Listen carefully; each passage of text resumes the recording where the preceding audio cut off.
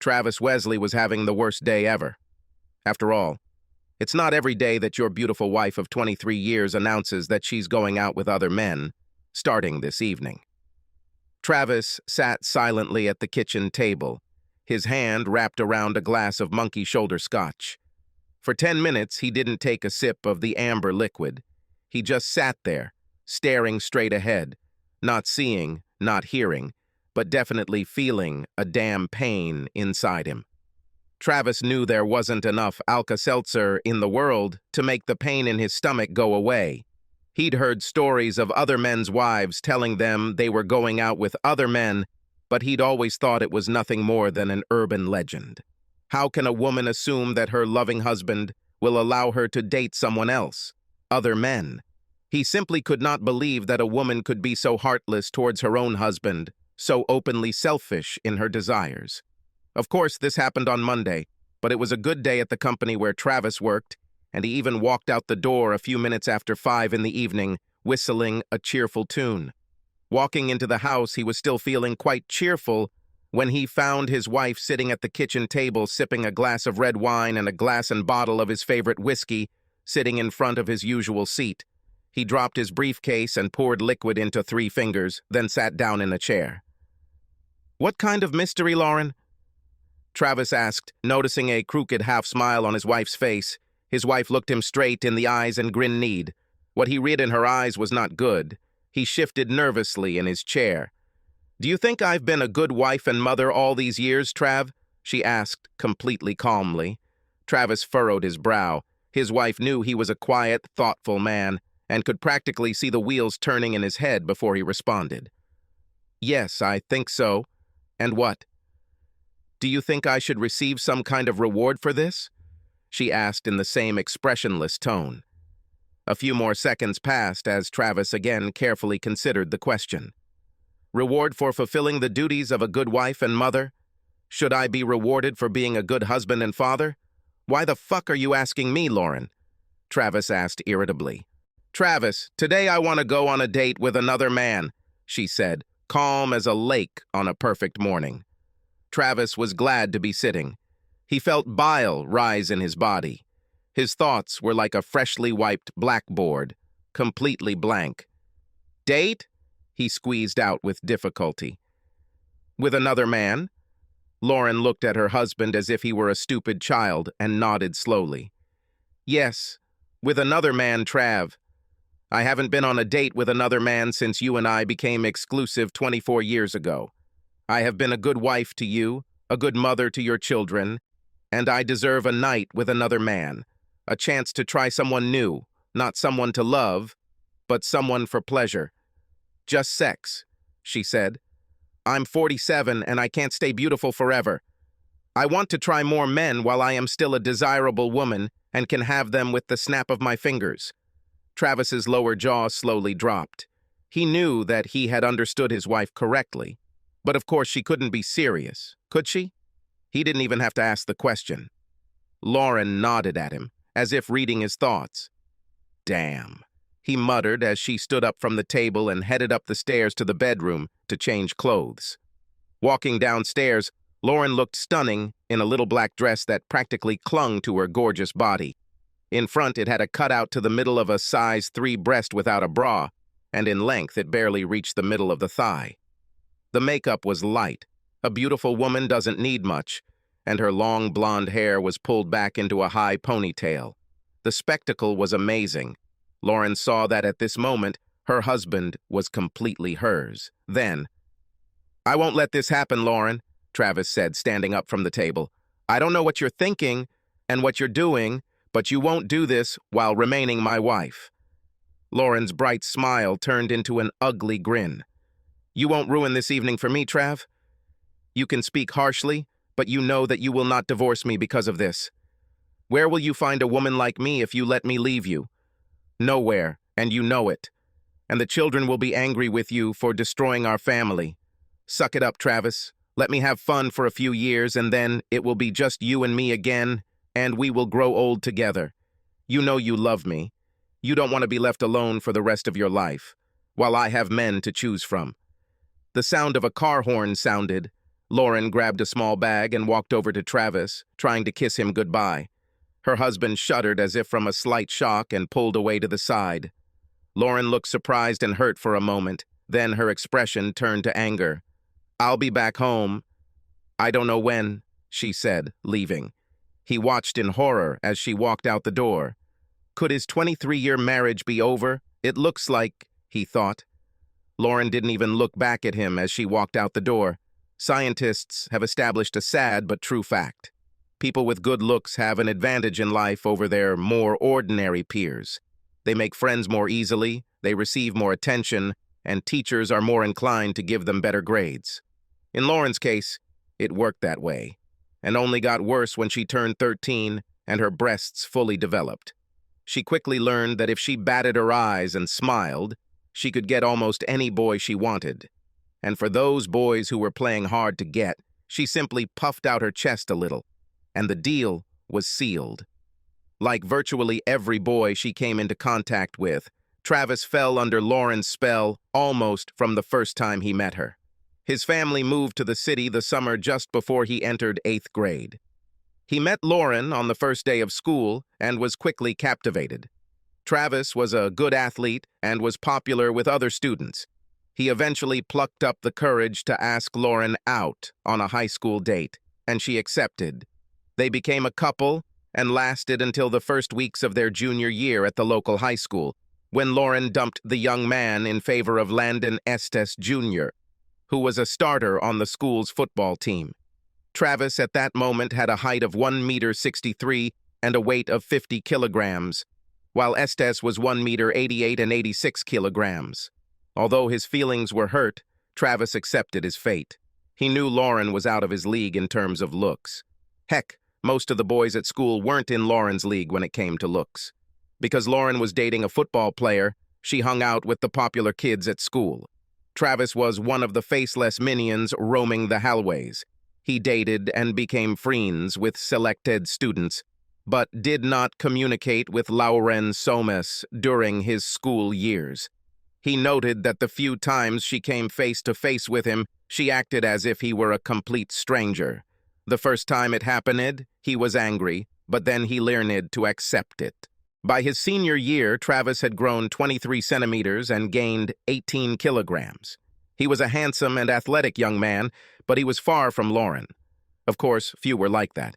He came to the prom with his attractive but not spectacular girlfriend. That evening they gave each other their virginity. Lauren was the prom queen, and her date was the prom king. They also had sex after graduation, but before this event she was far from a virgin. Sometimes she was manipulated, sometimes she was manipulated. Sex was always on the menu for any guy lucky enough to date Lauren. After high school, Travis attended Michigan State University to study accounting. During his 4 years of study, he dated several girls, but he did not have serious romances. Lauren attended Central Michigan University and majored in marketing. She dated and slept with a lot of men during her college years, including a marketing professor when she needed to turn a B into an A. After years of being the object of desire, Lauren had become very good at the game. By pure coincidence, they both got jobs in Grand Rapids after graduating from college. About a year after graduating from university, Travis and several of his work colleagues were enjoying a Friday night at a popular bar and restaurant when Lauren walked in with 2 women. All heads immediately turned to look at the striking woman in the short green dress with a low neckline.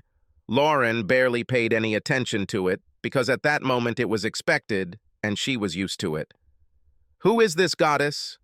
Steve White croaked to the entire table of colleagues. Without having time to think about his words, Travis reflexively replied, "This, ladies and gentlemen, is Lauren Soames, goddess and your humble servant's 8th grade girlfriend." Every head at the table turned from the woman to Travis, many of them with their mouths open. "Have you met her?" one of them asked incredulously. Travis winced in displeasure. He hated drawing attention to himself, any attention. "I was about 14. As soon as we reached senior high school, I was covered with a copper basin, and she ignored me all 4 years, as if I were the invisible man," he said quietly. So do you at least have a good story about groping? One of the women at the table joked. The whole team burst into cheerful laughter. This made Lauren and her friends look at each other. For a moment she thought she recognized one of the men at the table, but she wasn't sure. The trio sat down at a nearby table, with Lauren sitting facing the table of the man she considered familiar. "Dude, aren't you going to come over and say hi?" White asked. "Jesus, Steve, you're drooling." "Very unimpressive," said the first interviewee, Casey Gardello. "She pretended not to know me for 4 years." "I don't understand why she would remember me now," Travis said.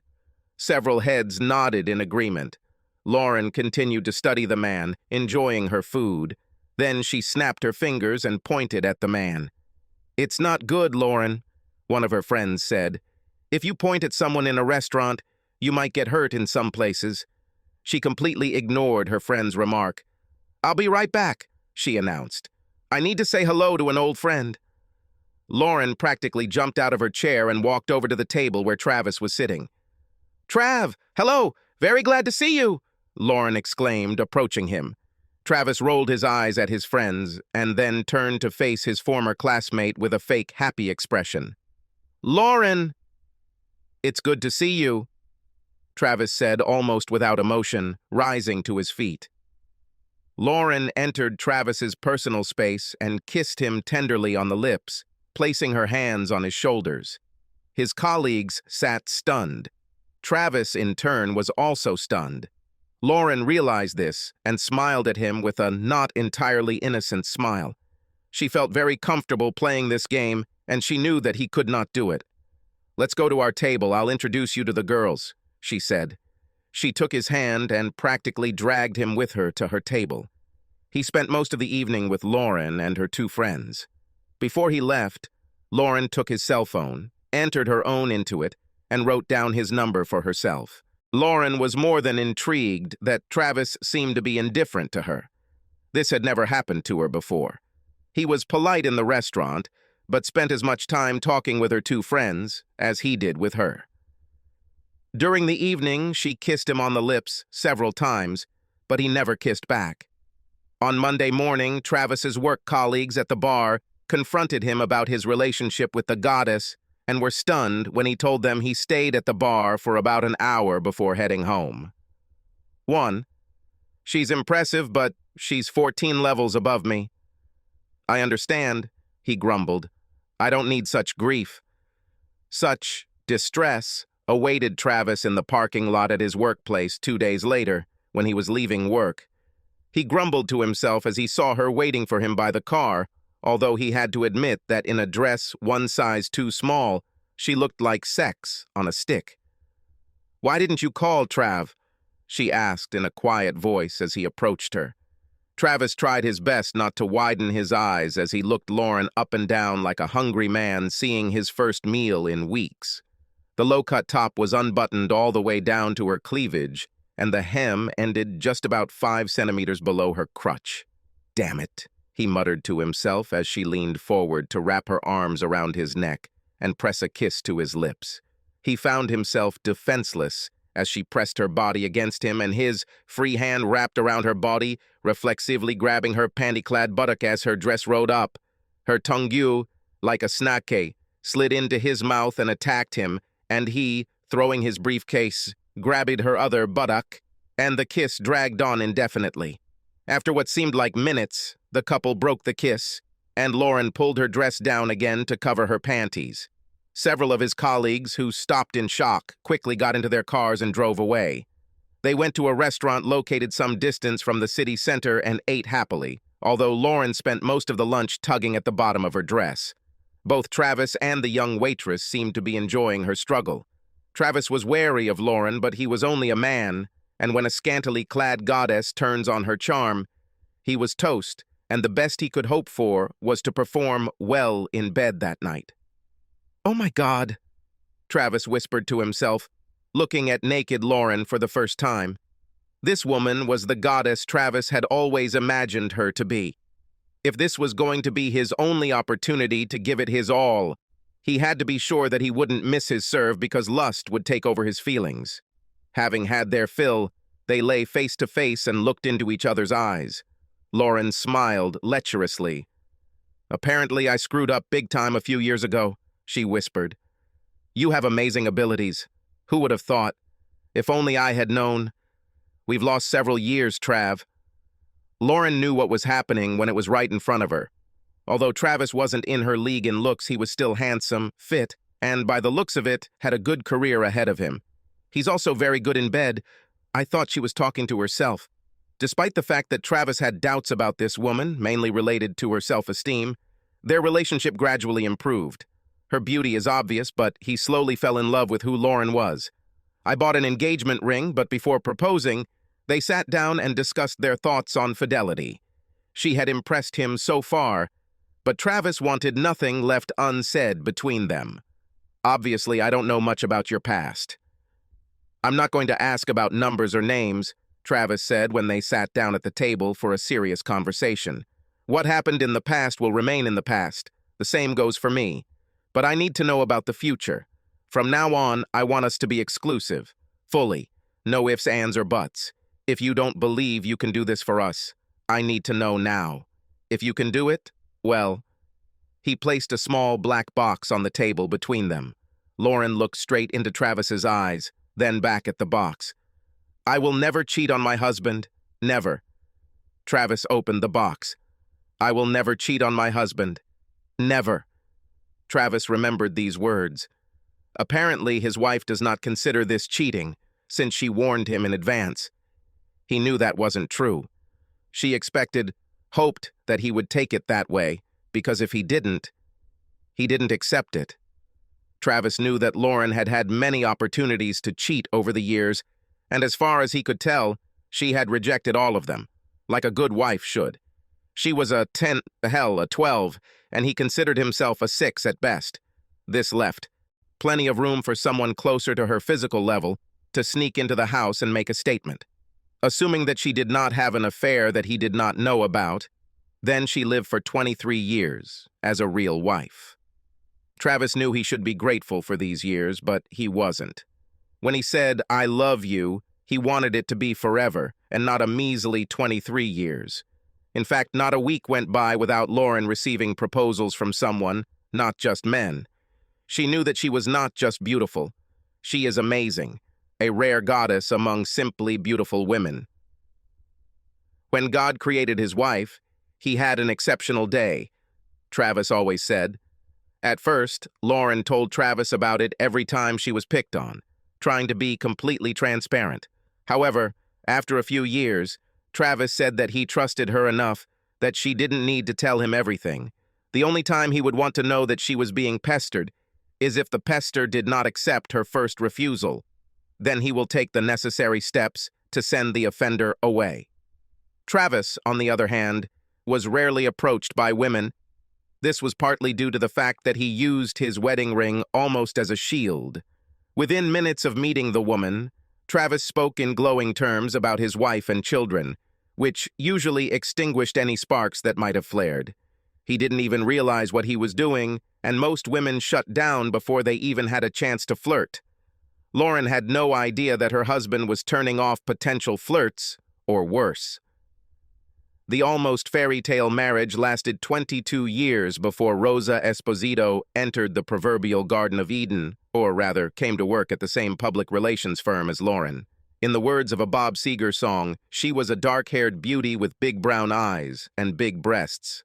Men were attracted like a strong magnet attracts metal. In any other office, she would have been an alpha female, but at Superior Solutions, she became, at best, a faithful assistant to the sexiest woman on the planet. 42-year-old Rose had been married for 15 years. But, according to her own words, she was not a fan of it. She had several affairs with her husband's knowledge and several more without his knowledge. And she often shared stories of her adventures with Lauren. She was a very good storyteller, and in her stories, sex with most of her lovers seemed fantastic. "So you haven't tried anyone since you got married?" "You're just a rock woman, but I don't believe that you don't want this," Rose said one day at work during a coffee break. "Well, I'm not saying I'm not curious, but I would never cheat on Travis," Lauren said. In recent months, Lauren has noticed that she doesn't feel like she gets as much attention from men in bars and restaurants as she used to. More than once, she noticed that the looks that were previously directed at her were received by younger women and began to doubt her abilities to visually attract. Let's play the what-if game. What if hubby lets you try? What then? Asked Rose. Lauren's face showed that she had never thought about such a scenario before. The wheels in her head were spinning madly. I guess if I had permission, then it would be a completely different story, Lauren admitted with a mischievous grin. Have you ever thought about asking permission? Asked Rose. You know that everything worth having is worth asking. Lauren had never thought about this before. Her face lit up, then went dark. He will never give me permission. Never, Lauren said. Should I do everything for you? Asked Rose. Unspoken permission. Tell him, and then take what you want, regardless of his answer. Tell him that he loves you enough to let you do this, that you can get through this because it has nothing to do with love, that you love only him. Travis was awakened by the sound of a car approaching the house. Looking at his watch, he realized that it was a little after 3 o'clock in the morning. A glance at the bottle of Woodford Reserve showed that he had finished about half of it. Great evening, huh? He quipped to Lauren as she walked through the front door. Travis looked closely at the cliché his wife had become. Her hair was combed but tousled. Her makeup was missing. Her clothes looked rumpled. She didn't look remorseful, but smug. I could say the same to you, she hissed. You didn't have to wait, you know. I am going to sleep. And you? Maybe. But never again in this life with you. He snapped back. Lauren gave him a look of disgust and headed up the stairs. Travis poured 3 more fingers of bourbon into his glass and went back to watching ESPN. Travis spent the night in his folding chair, half sitting, half lying, his stomach grumbling. Around 9, he finally got up from his chair and made himself breakfast. While eating, I heard the shower turn on in the master bathroom. Under normal circumstances, Travis might have expected his wife to come downstairs in a robe and with her hair wrapped in a towel. This morning, she didn't come down for about an hour, and when she came down, her hair was dried, she was dressed and made up, looking impeccable as always. He expected nothing less. Did you happen to leave me something to eat? She asked. I made a big pot of coffee, but cooked the food yourself. And since you're dressed at home, I think now is the time to talk, he said categorically. Lauren was surprised by how emotionless Travis seemed. She expected him to simply foam at the mouth and be irrational, which would make him easier to manipulate. Rational Travis will make the conversation much more difficult, she reasoned to herself. Don't you want to know about last night? She said quietly. Travis detected a note of superiority in her tone. Does she really believe he wants to know about how he was cuckolded? Hardly. I want to know how you see our marriage moving forward, Travis said, his voice sounding no louder than hers. As I said yesterday, I intend to try several other men over the course of several years. Only sex, no love. I only love you, but I want to try a few more men while I still have the looks and the body. I gave everything to you for 23 years, and I never had a thought about betrayal. I want the thrill of something unfamiliar. You're wonderful in bed, but I want some variety. Well, you know, have some other experience for a while, and then you and I will go off into the sunset together, and I will be grateful to you for this experience, and will spoil you exclusively for the rest of our days, Lauren said. Travis listened intently as Lauren spoke while preparing toast and jam for his coffee. He thought the way she buttered her toast while talking about the most important things in his life was rather dispassionate. He had so many questions. Is it all because you want variety? Am I not enough for you? He asked creakingly. She started to answer, but he interrupted her. So you want to live in an open marriage for a few years, and then return to monogamy again sometime in the future? Does this mean I can date others too? Lauren tried unsuccessfully to suppress her giggles. The idea of her sweet, quiet husband asking another woman out on a date was simply laughable. Travis was the most serious about marriage of any man she had ever met. However, if this is what it takes for him to agree. In principle, yes, she answered. Of course, I assume that for you it will also be just sex. Travis raised his eyebrows and shrugged. Lauren had no idea what this movement meant. However, she had an idea. So, would you like to go on a date with Rose? You know, a very nice woman from my office. I'm sure she'll be happy to agree, Lauren said, knowing that her friend would have no problem having sex with her husband, especially if it meant helping Lauren achieve her goal of having sex with other men and still being married. Travis looked puzzled. The lustful 21-year-old bachelor in him wanted to get Rose. The responsible 47-year-old married guy knew that he could not do this. I would be glad to have a date with Rose, but no, baby, thank you. That will make me as much of a traitor as you were last night, he said. Lauren's face, which had started to smile, suddenly turned into a grimace of anger. I am not a traitor, she screamed. Well, if you insist, baby, he said much more seriously than she could have expected. But I still don't agree to it. Well, come to your senses, baby, because I will do this even if you don't, she snorted. On Monday morning, at about 11 o'clock, Rose came into Lauren's office and saw that she did not look happy. To hell with this bigot and the horse he came on, Lauren hissed, closing the office door behind Rose. Damn it, he even refused to date you. Rose frowned. I didn't know I was on the menu, but to hell with it.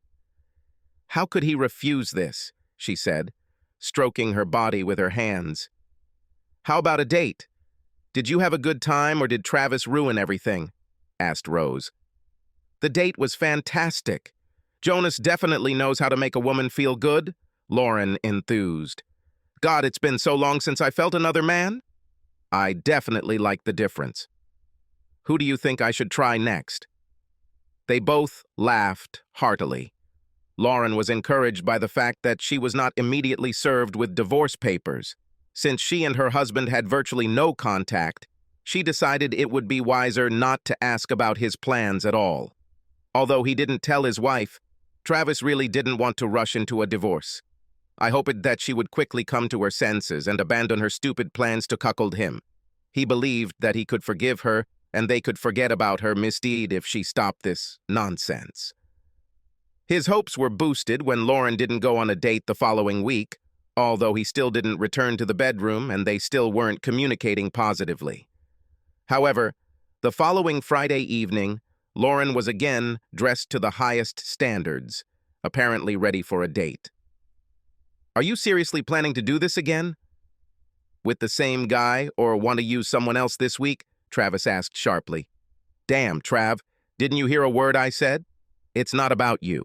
It's about me and my desire to get something before I get too old to attract anyone. It's not that I want you less, I just want more and different. You know, people constantly pester me. I just want to enjoy it. I will always come back to you. What if I don't want you to come back to me? I won't share with you. I won't sit idly by while you have fun. I'm not made for this. I won't wait until you try half the male population of our city. When you had your first date, I wasn't sure yet, but I think I could survive it. Once it could be extreme stupidity, but twice it is extreme disrespect, extreme betrayal. Stay outside all night. Party all night. We're done. This is not why I was created on this earth. Wah, wah, wah, she said, making speaking movements with the fingers of her right hand. You don't want to lose me. It doesn't have to be an either-or situation. Last week, Travis instructed his lawyer to prepare all the necessary documents, hoping that they would not be necessary. He planned to call his wife on Monday morning, but first he needed to call his 2 daughters and tell them about it.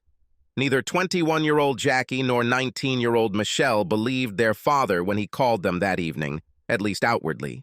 But after talking with both, he discovered that his eldest daughter may not have just guessed that something was wrong. So, you knew she was going to create this nightmare and you didn't tell me? He shouted over the phone. You don't think I deserve to know what is going to happen? Please, Daddy. I found myself in a very difficult situation. One of you would not be happy with me one way or another, no matter what I did. Besides, it's her body. It doesn't belong to you. And if she wants to share it... Stop! Do not continue, Travis shouted. I understand that she put you between us, but don't tell me that she can do whatever she wants, whenever she wants, because this body is hers. We, Dolly, vows. The oath abolishes speech about her body. I understand, but, she muttered briefly, and then fell silent. Damn, baby. I'm sorry, Daddy, she whispered. When Lauren walked through the door at 2 in the morning, Travis was nowhere to be seen. Even though she arrived an hour earlier than her previous date, she looked a little more shabby. Gabriel Esposito was a large, strong man with great physical strength, perhaps the strongest Lauren had ever encountered in bed. By the end of the evening, she could hardly move. She knew that by tomorrow, she would most likely have a couple of bruises from his grip. Overall, it was a great night, she thought. She could enjoy Gabriel another time. Lauren was shocked and embarrassed when she was handed divorce papers at her office on Monday morning. She burst into tears and ran to the ladies' room. A few minutes later, hearing the noise, Rose appeared. You should have known that he would at least give you the documents, Rose said. You really hurt him, baby. This is his way of hurting you back. An eye for an eye. Men are such children. He's trying to get you to force things.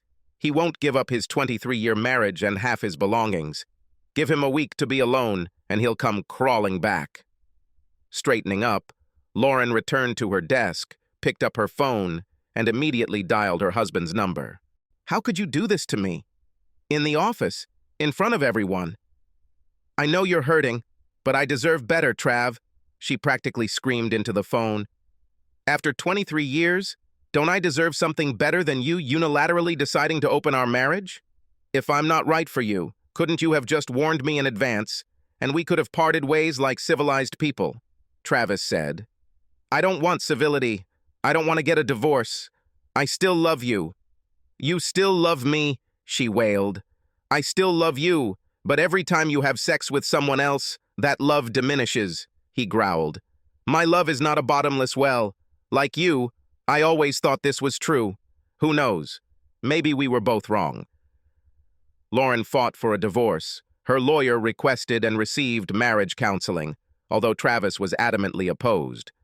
Lauren smiled and Travis frowned as they were ushered into the consultant's inner sanctum and found Lillian Camacho sitting in one of the chairs at the consultant's desk. Data on marriage counselors shows that most believe their job is to reconcile divorcing couples, and female counselors seem to be biased in favor of women. The couple took 2 of the 3 empty seats at the table. The consultant cleared her throat to indicate that she was starting. I read both of your cases and saw both of your statements, Ms. Camacho began. Let's start with the simplest thing. Mrs. Wesley, did you really tell your husband that you were going to date other men for a few years? Travis tried his best to prevent the consultant from seeing his smirk. Lauren tried her best not to let the consultant see how shocked she was.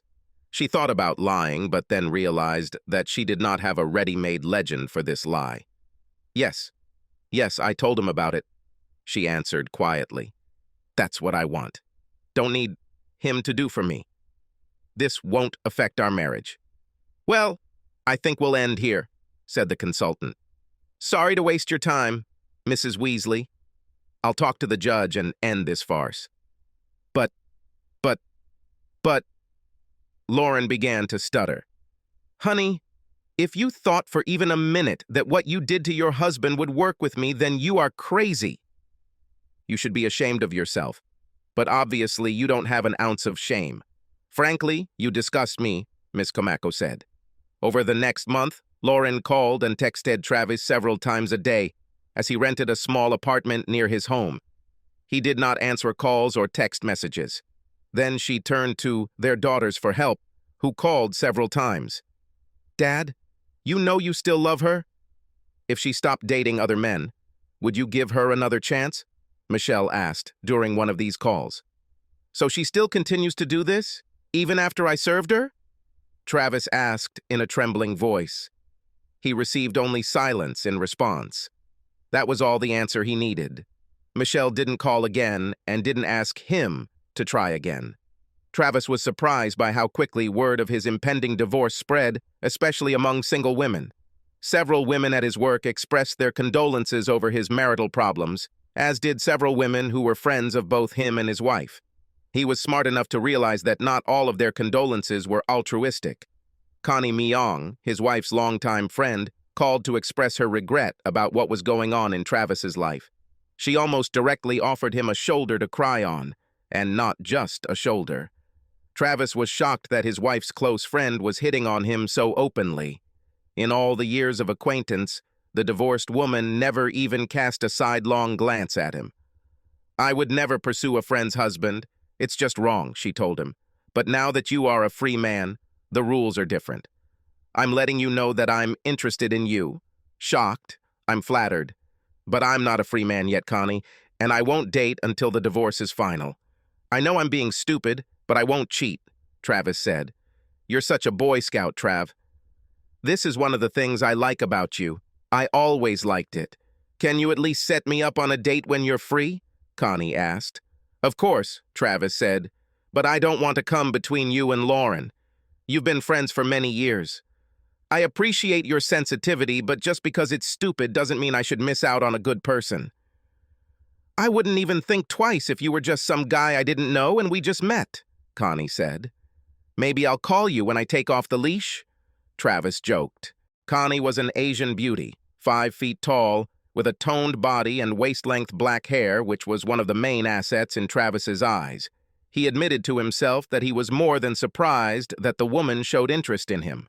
Travis was true to his word and called Connie the day his divorce became official. On Saturday evening, they went to a restaurant and then to a local jazz club. Connie noticed that Travis was feeling awkward and commented on it. "I feel like an inexperienced 15-year-old, he replied. "I haven't been on a date with another woman in over 26 years. "Don't tell me the condom in your wallet is the same one you had on your last date before Lauren," she joked. "Should I have had a condom? Crap, I didn't even think about it. Well, I'm a noob," Travis replied. At the end of the evening, Connie kissed Travis tenderly on the lips. They both felt good after the date, and he promised to call again.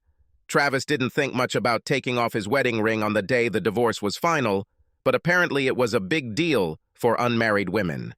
Noticing the emptiness on his ring finger, several female employees took notice and commented on it. And suddenly the level of flirting in his office increased noticeably. This was new to him, and one day over lunch he told his best friend at the office about it. "There are a lot of beautiful women in this office. How did I not notice this before?" Travis asked. "You, my friend, were just a terrible henpecked man," said Robert Ardito. "You were so deeply in love with this woman that you didn't even look at other women as sexual beings. I mean, she is a beautiful woman, no doubt, but you let her put your courage in her purse. And maybe that was part of the problem. She is constantly being tested. It has value. And you were so trained, such a vibration emanated from you, that not a single woman even looked at you." In the first month after the divorce, Travis went on 4 dates, 2 of them with Connie. He hadn't yet managed to sleep with any of the 3 women he dated, but that wasn't his goal. In the second month, he was just as in demand and slept with 2 women.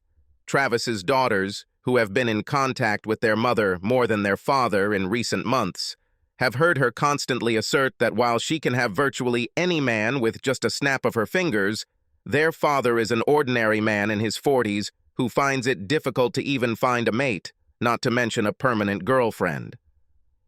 They began to feel sorry for their father, and one Saturday morning, about 2 months after the divorce, they went to his apartment together unannounced.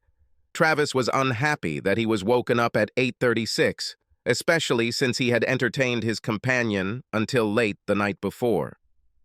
Sonia, a busty, 25-year-old girl, was the daughter of a friend who needed a reliable gentleman for her wedding celebration. The evening went so well that the couple decided to end it at Travis's apartment. At that moment, she was sleeping in his bed when he opened the door in a robe. "What?" he asked, throwing open the door, and saw the smiling faces of his daughters, who were holding bags of bagels, smoked salmon, and cream cheese. "Hello, Father. Could your 2 beloved daughters come over for breakfast?" Jackie said as the couple entered the house. Travis kissed them both on the cheek and led them to the kitchen table where they emptied the bags they had brought with them. They were just putting away the bagels when Sonia came out of the bedroom, wearing one of Travis's white shirts, half-buttoned, and probably not wearing anything else. "Sorry. I didn't know you were expecting guests, baby," Sonia said. "Mom said that you are your own boss." Both girls blushed as Sonia poured herself some coffee. No, Sonia. These are my daughters, Jackie and Michelle," he said, pointing to his daughter with the appropriate name. "We went to have breakfast. Bagel with salmon?" Sonia giggled, causing her large, braless breasts to jiggle under her shirt. She brushed her thigh against Travis's arm and sank into the chair next to him. The four of them engaged in normal small talk for a while until Jackie asked if Travis had spoken to Lauren lately. He frowned for the first time in days. Until this moment, he had believed that it was almost impossible to get upset when being around Sonia, although she was a little hard for his 48-year-old body. "I have to tell you, Dad, we thought you were already missing Mom," Michelle said. "We know that she misses you, but I thought that when I was gone, she would live her life to the fullest. I know that I was an anchor for her, though she was hanging out with them two at a time in our old bed." "Dad!" Jackie exclaimed while Sonia giggled and Michelle frowned. "She's not a lecher, you know." "Really? Think about this for a second. How many different guys has she had sex with since we broke up? And those two that I knew about before I left?" Both girls blushed and lowered their heads. "Wow. If it's 2 guys a month for, what? 10 months. That's 20 different guys. With 3 guys a month, 30. For me, there are a lot of guys," said Sonia. If looks could kill, Travis' daughters would have Sonia in her grave in a matter of seconds. She was well aware of this fact. "Hey, don't blame me if a woman can't keep her legs closed," Sonia said. Children. Let's not ruin my good weekend," Travis said. "Sorry," all 3 young women muttered at the same time. "So, you are a couple?" Jackie asked Sonia quietly. "You don't look older than me." "Your dad said that we are the same age, but don't worry, I'm not going to ever become your stepmother. We're just friends. He's a great guy. He was my date at the wedding reception last night, and he's kind of a hottie. Did I mention that he's also a great guy? Well, we have to agree that he's a great guy, although we know he can be a bit of an asshole from time to time," Jackie said. "And yeah, he's kind of hot, for a guy who's old enough to be your dad." It was Sonia's turn to blush. Travis blushed too. "Hey, baby, remember that we have lunch with the newlyweds' families at the hotel at noon?" "I need to take a shower and grab some clothes from my apartment before we go," Sonia said. Both daughters rolled their eyes at their father. "Mom, she's my age," Jackie told her mother over lunch a few weeks later. And it didn't look like a one-off. They spent quite a long time together. They enjoyed each other's company. "I don't think he'll crawl to you soon, Mom." "No, you just caught him on a lucky day. He was probably helping a friend's child and got lucky. She is probably a girl of easy virtue who will have sex with anyone. Your dad is a great guy, but he's not a stud, Jackie." Jackie raised her eyebrows at her mother. "You always seemed pleased with him, until you told him you were going to leave him. Why didn't you just cheat on him without telling him? Wouldn't that be a lot easier? You might as well have the cake and eat it too." "That would be cheating, Jackie, and if he caught me, well, then we would break up." Having told him about this, I didn't cheat, and was sure that he would give me what I wanted when he realized what exactly he would lose. I must admit I did not expect a divorce. I never thought he would have the guts to do it. Mom, I think you mistook love for weakness. And somewhere along the way, you decided that everything depended solely on you. Was it all worth it? For the first time, Lauren's face showed the stress of what she had to endure. From Rose's lips, everything sounded much better than it actually turned out to be. She couldn't tell her daughter that the sex was normal, but no, it wasn't worth it. She also couldn't tell her daughter that she never thought that Travis would do anything other than sit around and pine for his beautiful ex-wife. She was so self-absorbed that she had no idea that a handsome, if not gorgeous man, with great character, intelligence, and a solid job could be very attractive in the singles market. And not just for middle-aged women. She knew that after the divorce, her ex-husband dated several women, including her old friend Connie, and now with some young woman of easy virtue, the same age as their eldest daughter. Instead of sitting at home and mourning his past life, he goes on dates like a single 20-year-old and gets more attention than he deserves. She didn't tell Connie when she found out her friend was dating her ex for the first time, figuring it was some kind of pity date, but the second date was completely unnecessary, and she told Connie privately, in a rather loud tone. "I thought we were friends, Con," Lauren said. "You should be on my side. We girls have to have each other's backs. But he didn't do anything wrong to you, Lauren. And he is a good guy. Great. He is everything I want in a man. Why don't I date Trev? Hell, women are lining up to go on dates with him. He's prime-age beef on the hook, girl. And he is a great gentleman. And great in bed, too. I will go on a date with him any time he invites me." How could you drive such a man away? Lauren silently stared at her friend with her mouth open. She was just beginning to realize that her mistake was growing by leaps and bounds. She loves Travis and hates coming back to an empty house at the end of the day. She hates sleeping alone at night. Travis, of course, could not have imagined that his life would become so exciting. He would be quite happy if his old, boring life remained as it was. But other than that, life suited him quite well. Work is good, social life is great. He enjoys being with several women of different ages, and most of his dates end in bed. He's certainly not looking for a long-term partner at the moment, but he sure enjoyed the smorgasbord. There is more to life than just being married to a beautiful woman. Marla Goodling's shoulder-length silver hair had several streaks of purple in a ponytail that came out of a hole in the back of her Chicago Cubs baseball cap. Her blue Cubs t-shirt was perhaps a size too tight on her ample chest, and her light blue Levi's were as tight as most of the 20-year-olds in the stands, despite the fact that she was 60 years old. In the left field bleachers at Wrigley Field, she drew more than her fair share of starers. One of the people looking at her appraisingly was the man she was with, Travis Wesley, the ex-husband of one of her long-team employees, Lauren Wesley. He and Travis attended a Cubs game as part of a weekend trip to Chicago. Marla worked with Lauren Wesley for over 15 years. I met Travis at several corporate events where he accompanied his then-wife and always thought he was a handsome and pleasant guy. She knew that she and Lauren had divorced about 2 years ago. Marla had been a widow for about 5 years. Her longtime husband had died in a car accident. During this time, she went on only one date, after which she decided to find out Travis's phone number. Yes, Travis remembered her. He thought it was hard to forget a woman who seemed to exude both style and beauty. He would like to go to dinner with her. "Absolutely," he replied. This was several months before this moment. The first date took place in an expensive restaurant, after which there was a concert at the Philharmonic, and tickets for the concert were provided by Marla. The evening ended with them kissing at the front door of her house. The second date was a Saturday hike on the trail, and the woman giggled several times when a clearly tired Travis had to take short breaks during the day.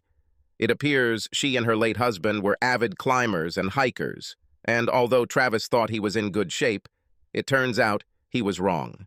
He also learned that Marla had a toned body for an older woman and mesmerizing gray eyes. The date ended with Marla and Travis making tender love on the rug in the living room of her home, after they had a steamy makeout session on the sofa. She intrigued him with her combination of wealthy class and girl-next-door freshness. Marla happily agreed when Travis suggested she spend the weekend sightseeing in Chicago as part of their third date. On their first date, Marla told Travis that she had no intention of telling Lauren that they were dating. If asked, she would not have denied it, but she was not going to advertise this fact. Marla also told Travis that Lauren told her co-workers that she and Travis were getting a divorce due to irreconcilable differences. Travis told Marla the same story he told everyone else. Lauren had cheated on him with at least 2 different men. He didn't elaborate further. In the 2 years since his divorce, Travis has developed several strong relationships and enjoyed what he considers an amazing sex life. All of his partners had a good opinion of him, and some of them hoped that they would be considered when Travis decided to trust women again and get married. Lauren worked in a different direction. As she told her then-husband before their first date, she was simply looking for sexual satisfaction, while she still had the looks to attract almost any man. She was not looking for an emotional relationship, like most of her partners. This major difference between the two ex-partners will be a problem for Jackie. She and her mother were deep in preparations for the upcoming wedding, which her father was happily paying for, when Lauren told her daughter that she thought both parents should attend the wedding unaccompanied so there would be less tension. Jackie quickly agreed with this idea and conveyed it to her father that same week when they chatted over lunch. "Does this brilliant idea come from you or from your mother?" Travis asked sternly. "I plan to bring a lady with me. I'm paying for this holiday, and I'm going to have a lot of fun with the one I bring. Hell, I've been taking dance lessons for about a year now, ever since you announced your engagement. Have you taken dance lessons? Seriously? Just for my wedding? This is so cute. But..." "No buts, Jackie. She apparently doesn't have anyone she considers close enough to invite, so she's trying to put pressure on me. And again, she acts like a selfish bitch and tries to manipulate the situation in her favor. Sorry, baby, but I won't be showing up to my daughter's wedding without a date. If you don't have the courage to tell her about it, then I certainly will. She can go alone or take a gentleman with her. That's her business." "I'll bring the lady with me," Travis said. "Got it, Dad? I will tell her. Your point is correct, and I really want to see you dance. But could you still bring someone older than me?" "I can do this, baby, but you really should watch how Sonia and I dance." Travis smiled widely and received a wide smile in response. Travis took Connie Myong with him to the wedding. Travis thinks she looks great in the sea green dress she bought and he paid for. They quarreled because he bought this dress. Travis explained to the woman that since he was the father of the bride and would be wearing a tuxedo, she needed a new dress, which he would be happy to buy.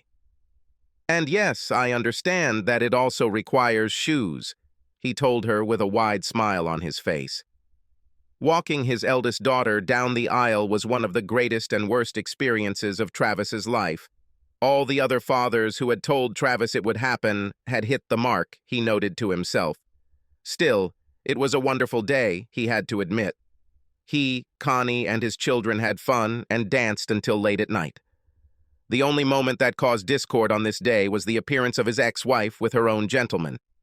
Not that Travis cared, but the guy spent most of the first part of the wedding smirking at Travis, and then most of the second part staring and groping several women like an obnoxious drunk, at least until Jackie asked for her mother to remove the guest. Lauren, clearly embarrassed, apologized profusely and quickly ushered the man out the door. Before leaving with her date, Lauren still took the time to follow Connie into the women's restroom. "You're the bitch who stole my man," she said to Connie when they were in the toilet. "I'm sorry, but I've never stolen a man from anyone," Connie answered. "He divorced you before we even started dating. You have no one to blame for this divorce but yourself. You threw away a great man for cheap sex." Lauren's face turned purple. Her eyes, which had initially been staring intently at the other woman, suddenly dimmed. She lowered her head and stood motionless as Connie walked out the door. Connie never said a word to Travis or the family because she didn't want to ruin their special day. A few months after the wedding, Michelle visited her father and seemed restless. Travis watched her for a moment before asking the question. "Okay, Mitch, what's going on? You've been kind of nervous all evening." Michelle blushed deeply and began to stutter. Travis knew something was very wrong. Dad, you know, Mom talks about getting back together with you from time to time. About how she will win you over when she stops having sex with other guys. You two didn't have sex or anything, did you?" she asked. "My sex life is none of your business, young lady," Travis snapped. "But no, I didn't sleep with your mother." "And what?" "Yes, The fact is that she has a venereal disease, Dad. I heard the end of her conversation with her friend Rosa, and she said that she had syphilis, Michelle said quietly, without looking her father in the eyes. Travis looked surprised and then sad, as Michelle watched him out of the corner of her eye. I guess you're telling me this because you're worried about me, Travis said. But it is standard state policy to tell all possible recipients of the disease that they need to be tested. I did not know that. I was just worried about you, Dad, she said. I know Mom is still sleeping around. Several of my friends warned me that she was quite slutty. It's always awkward when a friend tells you that your mom isn't perfect. A few days later, Travis received an unpleasant call from Marla. He immediately realized that she was worried about the same things as Michelle, although she obviously also had concerns about her own health. If you're wondering if I slept with my ex, the answer is not just no, but hell no, Travis said. Believe me, Marla, I understand your concern. But I can't help the fact that my ex is a scandal. The scandal is the nicest thing I've heard about her in a long time, Marla said. In recent months, her active activities outside the home have become the subject of gossip on the sidelines. It seems like the longer she's single, the more she loses her guard. Lauren used her STD as a starting point in her plan to get Travis back. She was satisfied that she had had enough men to last her for the rest of her life, and 6 months after the doctor said she was cured, she began a plan to get Travis back. She was still slightly resentful of Travis for divorcing her the first time, which was not her original plan. She believed that her then-husband would never dare to divorce a woman like her, knowing that the likelihood that he could find another in her class was small. This plan might have worked if other women had not started hunting Travis. Lauren had no doubt that she was a treasure. She didn't expect Travis to be as attracted to other women. I know he's a great guy, but can't these women see that he's nowhere near my level of sexuality? She said to Rose one day, as both women sipped margaritas at the bar, awaiting their dates for the evening. Rose pushed her friend to her current lifestyle. She knew that Travis was quite handsome, but she greatly underestimated the depth of his personality, also because he always obeyed his wife. She expected Travis to just sit around and mope while his wife had fun with other men. Who knew that Travis had such an inner core? Lauren and Rose had been keeping an eye on Travis since Lauren gave him the ultimatum.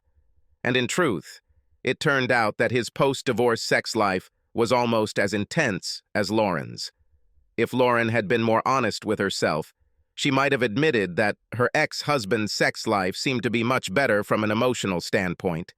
Travis went on dates and seemed to genuinely have fun with his partners. Lauren only had sex with her own people, although not with any of them after contracting an STD. She noted that it was a long lull. Maybe it's time for him and Travis to get back together, Lauren concluded. Travis was more than surprised by the voice on the other end of the line. He hasn't spoken to his ex-wife for almost 2 years. One of his daughters must have given her his new cell phone number. He did not forbid them to do this, but said that he did not consider it necessary to ever speak to her directly again. Hi, Trev, she purred in her sweetest tone. I think it's time for us to talk. And I thought we shouldn't talk until Michelle got married. But since this is not yet the case, maybe we will return to silence again, Travis said.